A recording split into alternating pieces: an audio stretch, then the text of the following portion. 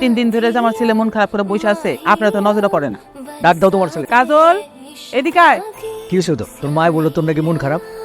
মন ভালো হওয়ার তো কোনো কারণ দেখছি না বাবা। বাবা, আমি লতাকে ছাড়া ভালো থাকতে পারবো না। এখন বুঝছেন তো ছেলের মন কেন খারাপ? সুলতান, এখনো হলুদের সাজানো শেষ হয় নাই তোমার? সালাম আলাইকুম ভাই। ওয়ালাইকুম আসসালাম। ঠিকঠাক মতো করতে বলো। হ্যাঁ, দেখতে আসলাম। আমি খুব খুশি হয়েছি। আপনি আমার মায়ের দোয়া করে দেন। তোমার জন্য একটা সুখবর আছে। তোমার মেয়ের গায়ে হলুদ তো, গায়ে হলুদ হবে, বিয়াও হবে, কিন্তু ওই ছেলের সাথে তোমার মেয়ের বিয়ে হবে না।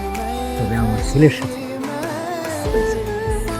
শোনো, তোমার মেয়ে আর আমার ছেলে দুজনকে ভালোবাসে না।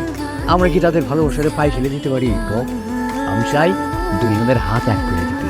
সেই জন্য তোমার কাছে আসলাম। আলহামদুলিল্লাহ।